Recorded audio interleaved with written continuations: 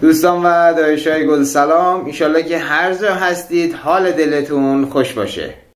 دوستان عزیز اینجا رو نگاه کنید، اینه کبوتر نشسته روی توری، نگاه کنید. ساعت چنده؟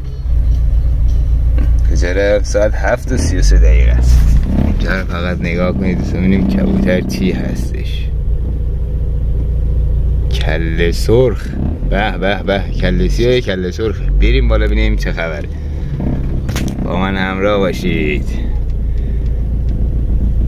رفت پایین فکر کنم، یا پرید رفت یا رفت پایین. برم ببینم چی شد. بیاوش بریم ببینیم چه خبره. در بالا نشسته بود، این اومده. خدا کنه ندرسه. خب خبری نیست، بکنم پریده رفته. بله پایین نیومده.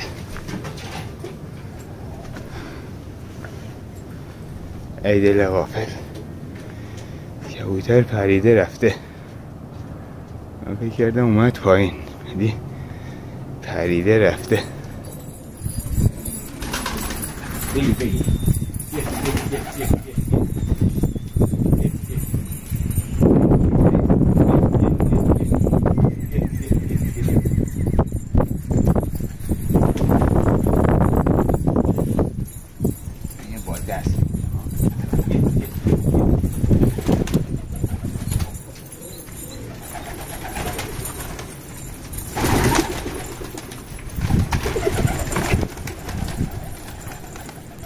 شکار امروز.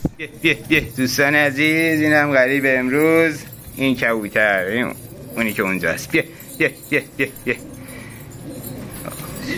هم آرومه. کبوتر سرکه‌ایه. بیا اینم یه مدل از سرکه‌ای است. ببین اینم سرکه‌ایه، اونم سرکه‌ایه. اینی که غریب امروز. خب من گوشه تنظیم کنم تا اینو با دست بگیرم. خب مجبوریم گوشی رو بذاریم زمین دیگه، این لاماسب چیز اون شکسته. اگه اینم وایسته دیگه. بیا اینجا بیا نزدیک بودا. بیا باید بیاد وسط کبوترها، دست اونو بذاریم روش. بیا اینو به این صورت میپاسی. خب این مشغول خوردن. نگاه به همین راحتی. اوه ببینید دوستان،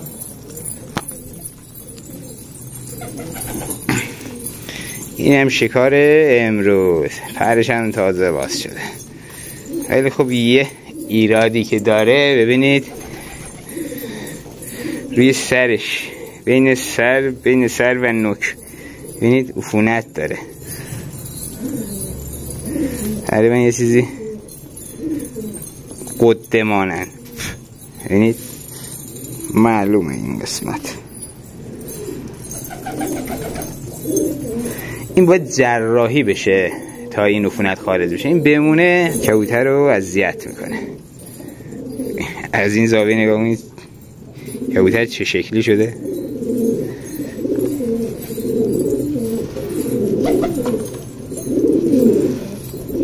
این هم یه مدل دیگه ای از سرکه‌ای ها. همونطور گفتم ببینید دوستان، این هم سرکه‌ایه، این سرکه‌ایه، این هم سرکه‌ایه. اینو جوجه های 7 رنگ سروره. 7 رنگ سروره این مدلی جوجه هم میدن. اینم ول کنم داخل این تور تا تکلیفش روشن میشه. بیا برو بالا ببینم کجا میخوای بری. ببین بیا بعد اون تله‌ای که بهتون گفتم دوستان، اونو درست کردم، یکشو نصب کردم. من ول میکنم. طریقه عمل کردشو ببینید. این نخه هستش. این نخه از این زیر اومده، اونم اون گوشه هستش. ببینید بین اون ستونه. زوم کنم اینجا جوش کردم معلومه. عجب تله‌ایه، رد خور نداره. ببینید دوستان،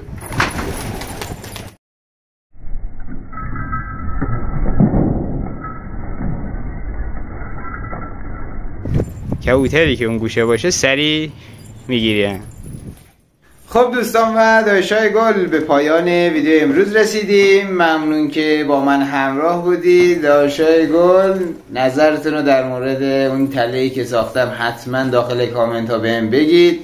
لایک و کامنت هم یادتون نره. تا ویدیو بعدی، خدا نگهدار.